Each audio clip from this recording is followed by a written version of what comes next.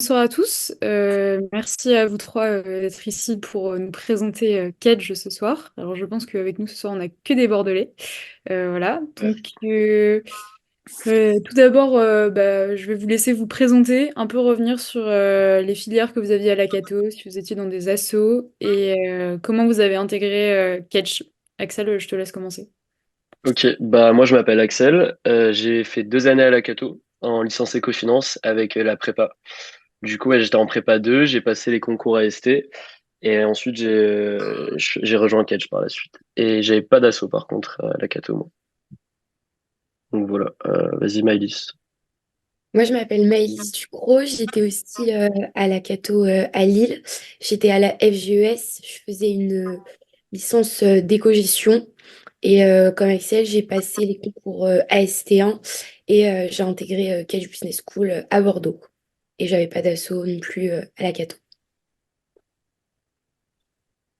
Et J'ai toi, lu que... enchanté tout le monde. Moi, j'ai fait comme Axel.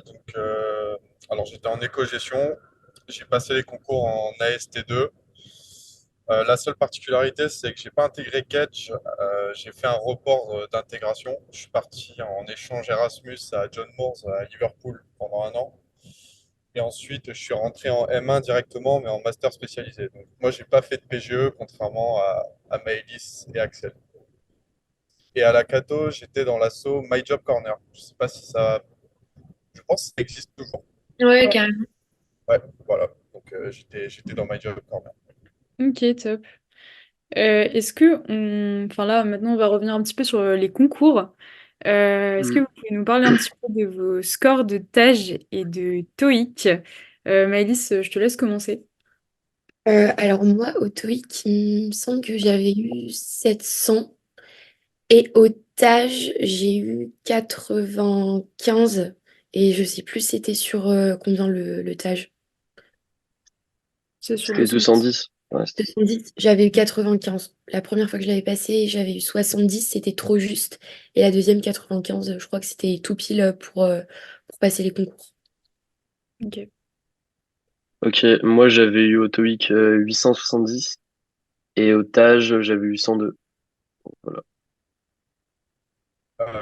Alors, moi, au TOEIC, j'ai 940. Et de mémoire, au TAJ, ok, donc c'était plus requis, mais il me semble que j'avais eu 102. Je l'avais passé une fois, j'avais eu 102 aussi, je crois. Ok. Ok, ok. Est-ce que par rapport aux entretiens que vous avez passés, Hmm. est-ce qu'il y avait des entretiens spécifiques à Kedge? Comment vous avez pu préparer ces entretiens? Est-ce qu'il y avait par exemple des oraux de langue, un entretien de motivation particulier? Vas-y Loïc, je te laisse commencer. Ouais. Bah, comme je l'ai expliqué, moi, les entretiens, ils ont été annulés parce que j'ai passé les concours l'année du Covid. Mais par contre, j'ai quand même dû en passer un pour rentrer en Master 1 en MSC. Mais je pense que les entretiens MSC sont légèrement différents. Ils sont beaucoup plus spécifiques à la filière que vous choisissez. Donc, il faut être très renseigné sur un domaine en particulier. Là où je pense que sur les entretiens PGE, on était préparé à être justement préparé à parler de tout. Donc, pour le PGE, j'aurais pas trop de conseils à donner. Si c'est des MSC que vous visez, il faut être une bête dans le sujet que vous visez. Parce que c'est des personnes très pointues qui vont vous interroger.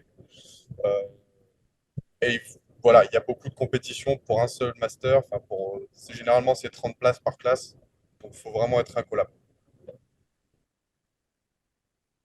Vas-y Excel, je te laisse continuer. Et ok, bah pour nous, moi dans mes souvenirs, j'avais passé mes oraux à Catch Marseille. Et en fait, on avait eu un formulaire à remplir en amont, avant l'entretien. C'était pas mal de questions qui touchaient Kedge. Ils ont un programme qu'ils ont lancé depuis un moment, c'est le Grow by Doing. Moi, je pense qu'il faut surtout être attentif à tout ce qu'ils lancent en ce moment, Kedge, tout ce qui est au niveau de leur campagne, leur nouveauté, tout ça. Parce que, ouais, justement, ils vont nous le demander en entretien, de par le formulaire. Et en fait, l'entretien, il va surtout être basé sur le formulaire, en fait. Et donc ouais, c'était pas mal cette partie-là de formulaire. Et après, c'était assez basique. L'entretien, c'était comme les autres entretiens d'école de commerce que j'ai pu avoir. Donc voilà, et l'oral de langue, je l'avais passé par contre à Neoma. Du coup, ouais, non. Du coup, ouais, c'était assez basique. Il y avait juste cette spécificité-là du formulaire. à remplir et qui faisait en fait le déroulé de l'entretien un peu. Je sais pas si tu avais quelque chose à ajouter là-dessus, Maëlys. Bah, pas vraiment. Moi, j'ai eu la même chose que Axel. Je les ai passés aussi à Marseille et c'est un entretien de motivation qui sert vraiment à connaître bah, le candidat et à savoir pourquoi il veut faire une école de commerce. Donc, on dit ses motivations, tout ça. Et après, pour les langues basiques, un échange en anglais. Ok, ça marche. C'est un échange un peu, juste un échange basique ou c'est basé par, comme un texte, un peu comme Schema? Non, en tout cas, moi, pour Cage, c'était pas du tout par rapport à un texte, c'était un échange, en fait, entre deux personnes en anglais. Ok, On ça marche. parle Ouais, ensemble. c'est vrai, c'est l'oral décrit comme moi j'ai remarqué, c'est vrai que par rapport à Schema, il avait rien à voir. Schema, c'était basé sur une compréhension et que l'oral bah, de langue écrit comme, en tout cas pour l'anglais, c'était basé en fait tout simplement sur un échange avec la personne qu'on avait en face et c'était un peu comme l'entretien de motivation en français, sauf que bah là c'était en anglais donc voilà, c'était assez similaire. Ok, ça marche. Je vais vous poser une dernière question avant de passer la main à Oscar. Est-ce que le rythme des cours par rapport à la Cato est différent? Est-ce que vous avez dû changer vos méthodes de travail? Hmm. Comment sont les cours un petit peu pour vous, vos tracks par exemple? Ok, bah, vas-y, bah je vais commencer. Moi là j'ai pris le parcours Full English à Cage. Déjà ouais, la spécificité c'est que tous mes cours ils sont en anglais. Donc ça diffère un peu malgré qu'il y ait quand même quelques cours en anglais à la Cato, notamment lors de la L2. Après, au niveau des méthodes de travail, ce qui a pas mal changé, c'est qu'au niveau du premier semestre à Kedge, c'était beaucoup de travaux de groupe qu'on avait à effectuer. Donc ça, c'était un peu, ça changeait un peu. Enfin, en tout cas pour moi, en licence éco-finance, c'était pas souvent ça. Enfin, il y en avait, mais de manière beaucoup plus réduite. Donc c'était beaucoup ça. Et sinon, mis à part ça, ouais, c'est le format des travaux, comme j'ai dit, travaux de groupe, ou alors il y avait d'autres formats de travail, quoi. Pour moi, contrairement à Axel, je suis en parcours français, donc pas fully English. Et le rythme par rapport à la Cato, je trouve qu'il est quand même plus léger, sachant qu'à la Cato, il y avait la licence plus la prépa. Donc les journées, elles étaient quand même assez chargées et il y avait plus de travail à faire individuellement chez nous que là, en école de commerce, je trouve que c'est beaucoup de travaux de groupe. Donc ça nécessite une organisation qui est totalement différente. Mais je dirais que le rythme, il est plus light qu'à la Cato, quand même. Ouais, c'est sûr. Ça, j'ai oublié de le préciser, mais ouais, le rythme, il est quand même beaucoup plus léger parce qu'on veut quand même nous laisser plus de temps pour tout ce qui est associatif, enfin, tout ce qui est recherche de stage, tout notre projet pro autour de ça. Donc, ouais, il y a beaucoup plus de temps, je veux dire, entre guillemets, à côté, pour les cours, il nous laisse quand même beaucoup plus de temps. Après, c'est à nous de voir comment on gère, notre temps, quoi. Et après, ce qui est bien aussi, c'est que la L3, c'est vraiment un pré-master. Et donc, du coup, c'est un peu une remise à niveau pour tout le monde. Et nous, ce qu'on a fait, enfin, en tout cas pour ma part, ce qu'on a fait à la Cato, c'est presque ce qu'on refait là cette année, en fait. Ça remet les bases. Et donc, du coup, ça nécessite pas vraiment un travail acharné à la maison, quoi. En tout cas, pour cette année. Je pense qu'en master, ce sera différent. Mais en tout cas, en pré-master, c'est très light. Vas-y Loïc, je te laisse Ouais, continuer. assez d'accord avec ce que Axel et Maëlys ont pu dire, notamment sur l'aspect travaux de groupe. En fait, il faut savoir que la Cato, elle vous met vraiment beaucoup de travail sur le dos pendant 2 3 ans. Mais même si les formes de travaux vont varier, là où à la Cato, on bosse beaucoup de son côté, on bosse beaucoup à la maison.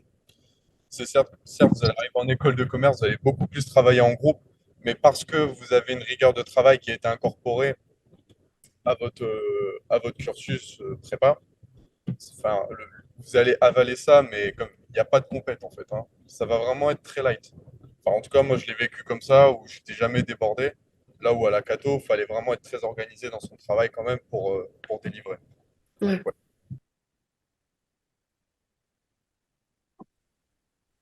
ouais. Maintenant, je vais laisser Oscar prendre le relais. Salut tout le monde, du coup ouais, je vais prendre le relais. Quelles sont les possibilités au niveau des départs à l'étranger? Est-ce que l'école a des partenariats? Comment ça se passe, tout ça? Peut-être Axel, tu veux répondre? Bah ouais, moi je sais qu'on peut partir à l'étranger, en fait ça dépend. À Kedge maintenant, la nouveauté de ce que j'ai compris, avant c'était pas comme ça. Maintenant de faire un an minimum à l'étranger. Alors ça peut se faire sous plusieurs formes, un double diplôme, un échange. Les échanges par contre universitaires c'est limité à 6 mois maximum. Après sinon ouais, on peut faire des doubles diplômes. Lors de la césure aussi on peut partir 6 mois à l'étranger, enfin même un an à l'étranger, que ce soit lors d'un stage ou alors dans un but humanitaire.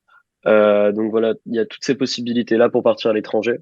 Après, au niveau des doubles diplômes, ça, je les connais pas trop. Je me suis pas encore trop renseigné dessus.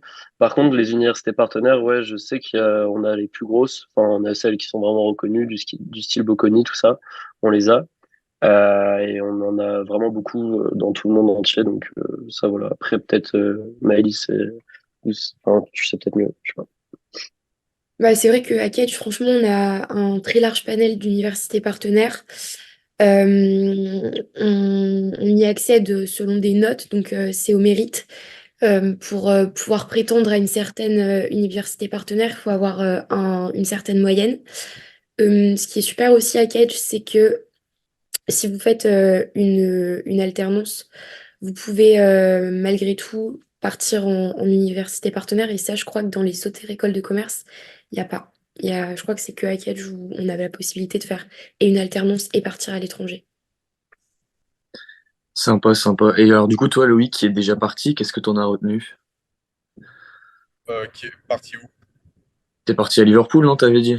Ouais, mais c'était dans le cadre de ma licence à la Cato. Ah ouais, ok. Je suis pas parti Dis-moi. dans le cadre de Catch. Par contre, ma classe, c'était un master spécialisé international. Il n'était pas ouvert au départ en M2, que en M1. Mais parce que on était moins de Français que d'internationaux dans ma classe, enfin, quelque part, on était en partie à l'étranger, quoi, parce que on côtoyait énormément de cultures différentes au sein d'une même classe, et ça, c'était une sacrée expérience en elle-même, quoi.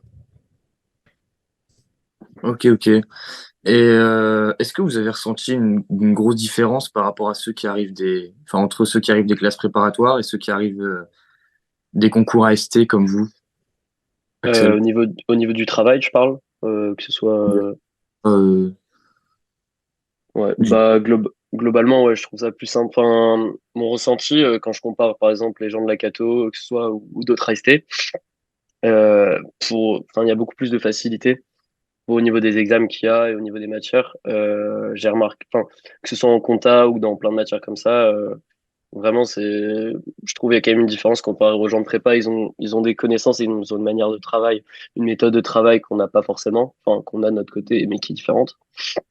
Mais nous, on a des bases qu'eux n'ont pas, par exemple en compta et dans d'autres matières qu'on a vues, qu'on a pu voir, qui sont repris lors de notre année de L3.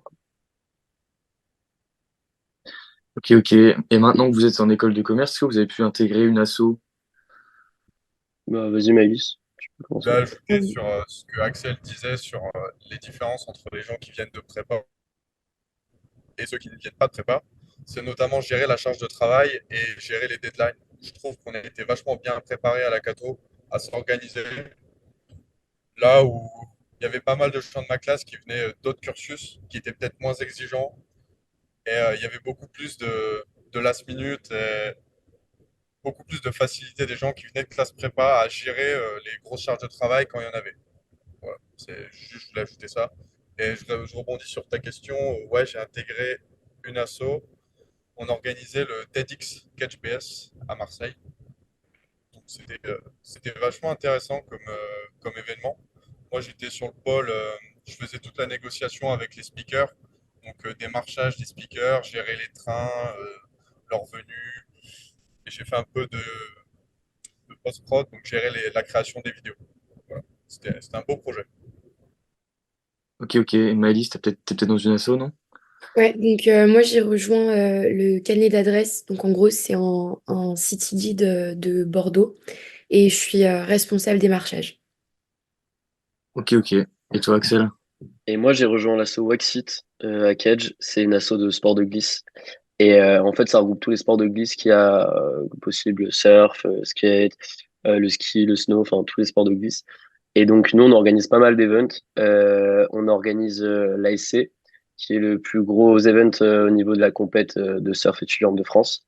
Enfin, on organise vraiment des gros events. On organise aussi le voyage au ski, qui est actuellement, mais vu que je suis malade, j'ai pas pu y aller.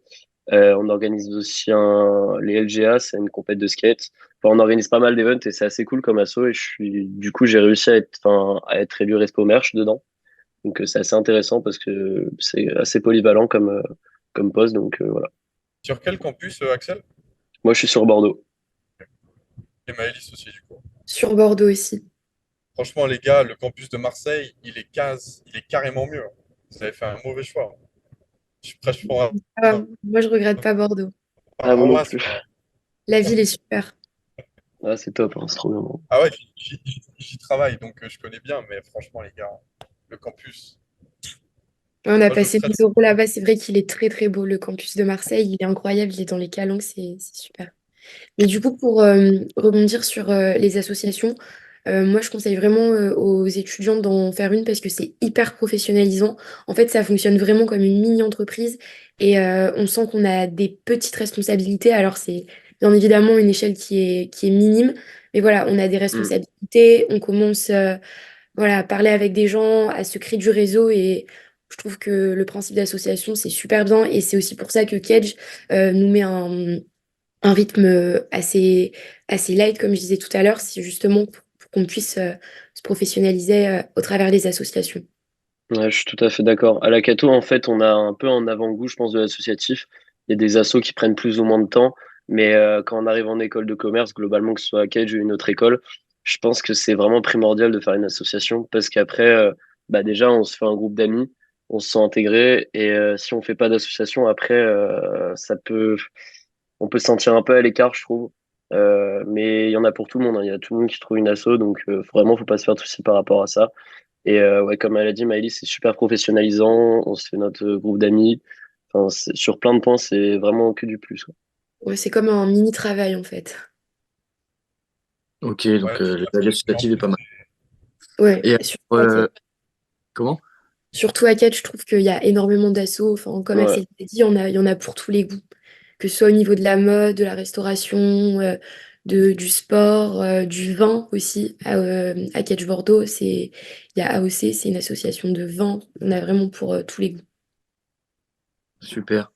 Et alors, du coup, est-ce que Axel et Maëlys, vous envisagez des stages par la suite? Est-ce que vous avez un domaine ou est-ce que vous voulez le faire à l'étranger? Axel, peut-être? ouais, comme tu veux, Maëlys. Ok, bah alors déjà en licence 3 donc en pré-master, il y a un stage de minimum un mois à faire. Mais étant donné qu'on finit l'année quand même assez tard, au maximum ce sera un stage de 3 mois. Donc personnellement je trouve qu'en 2 mois pour avoir quand même un mois de vacances, on n'a pas le temps d'apprendre beaucoup de choses dans un stage et d'être force de proposition. Donc, je pense faire plus en CDD parce qu'en CDD, ça rentre dans le truc. Mais après, les autres années, on fera des stages qui seront bien sûr beaucoup plus longs. Et donc là, oui, je ferai très certainement un vrai stage et je pense même à l'étranger. Ok. Là, moi, du coup, en L3, comme elle a dit, Maëlys, c'est un stage d'un mois minimum obligatoire. Là, actuellement, normalement, je vais faire un stage dans le domaine de l'asset management. Et ce qui me permettrait, parce qu'en fait, j'aimerais bien faire de la finance par la suite. Et justement, il y a un track que je suis l'année prochaine en finance à Kedge. Parce qu'en M1, quand on arrive en M1, lors du premier semestre, on a plusieurs tracks, plusieurs possibilités de tracks qu'on peut suivre, que ce soit au niveau de la finance, de l'entrepreneuriat. Enfin, il y a vraiment pas mal de tracks proposés pour toute personne, quoi. Et donc voilà, je vais faire un stage là en asset management pendant 2 mois, normalement. Après, en M1, souvent, ce qui se passe, c'est qu'il y a notre premier semestre et après, il y a un an de césure.